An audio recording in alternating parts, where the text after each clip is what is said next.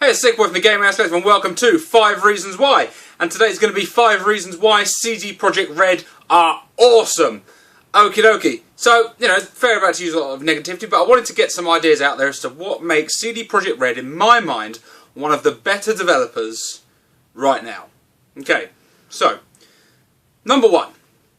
When The Witcher 1 was released on PC, it was a bit of a sleeper hit. I came across it at the time just before it was released. There was a lot of hype about it. I picked it up and it blew me away. The graphics, the combat style, the moral choice system, everything was a great game.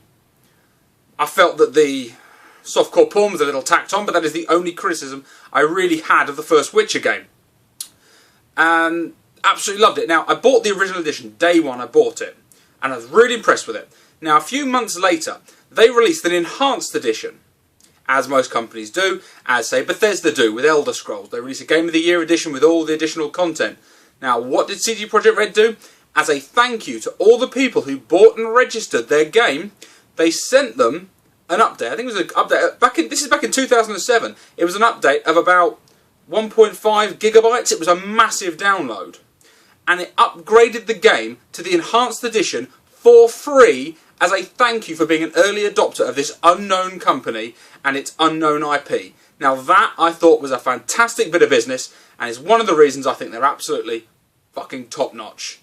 Really impressed when they did that. That really won me over.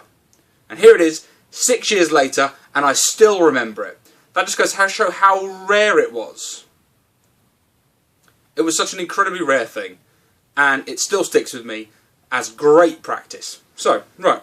Number 2, they managed to create a moral choice system that this reflects the book series very well. Although this isn't directly canonical with the book series, the writer has clearly stated that this is separate and it's its own thing, but it's influenced by and it's strongly influenced by. But they made this moral choice system, and they did it in a way that wasn't just good and bad.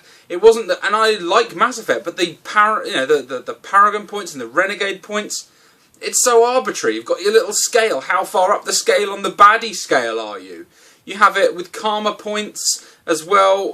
With Bethesda games, it's not the fact that with this game you made your choice based on a snap decision with little bits of information, what you thought was best, and more often than not, what you think is the right decision comes back and kicks you in the arse in fantastic ways.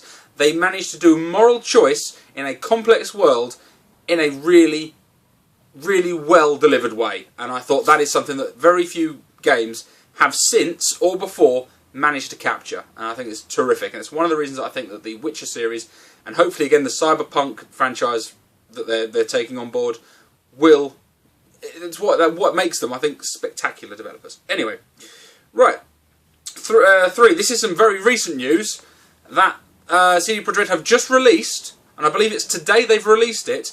They've released free modding tools for the PC for The Witcher 2. Just released it to the community. There you go. Off you go. Mod away. Enjoyed fucking about with our game. It's their attitude. This all just speaks to their attitude as game developers and why I think they're terrific. That is a terrific bit of PR. Why wouldn't you want to do that? I think it is absolutely terrific. I don't see why Bethesda don't do it for single-player games like Elder Scrolls. Why the fuck not? Why can't you allow the tool to make it easier for people to, I don't know, turn the dragons into My Little Ponies? That already exists. The modding community's out there. Help them out. It builds your PC fan base. Now, for people on the console, obviously, that this is a bit alien, but with regards to PC modding, to support the modding community is a terrific thing, I think. I don't think it does any damage to their system. Right, number 4, no tacked-on multiplayer. This was recently brought up with Witcher 3. People were asking, will it have multiplayer? Because everything else has multiplayer.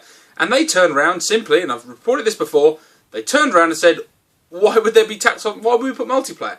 This is the story of Geralt of Rivia. It is his story. You are playing his story. It is only about him. There is no purpose to have a multiplayer component. It adds nothing. This is a narrative. It's the narrative of Geralt's story.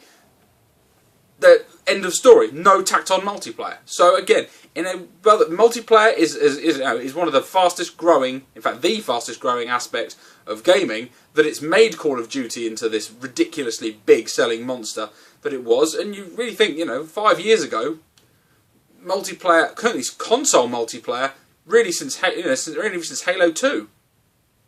PlayStation 2, yeah, you could play online on the PlayStation 2, but it was incredibly rare. Yeah, on the Dreamcast, you had your Phantasy Star Online, but really it was a rarity.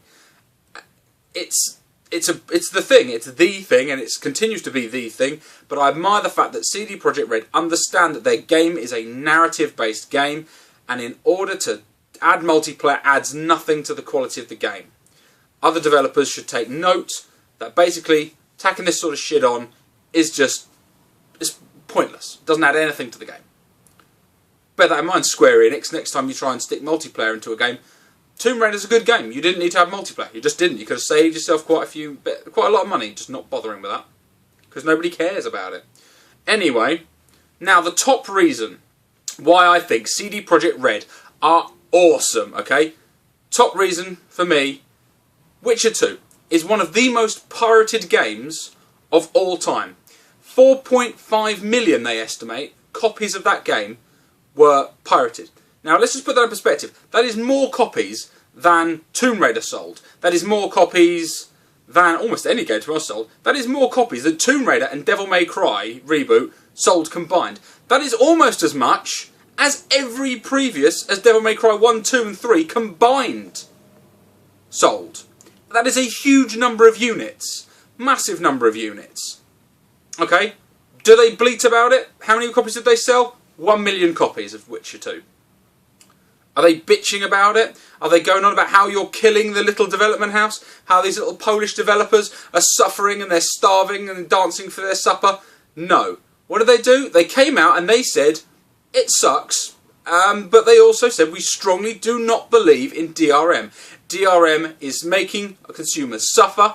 They wholeheartedly denounce DRM, even though they have one of the most pirated games on the internet. They still feel 1 million sales is appropriate for that game. Yeah, 4.5 million people got it for free. 1 million people bought it. Probably those are the 1 million people who were going to buy it anyway. And they recognise that. And they give gamers the respect they deserve by not hampering them with archaic DRM legislation. Like Blizzard do. Like EA tried to do.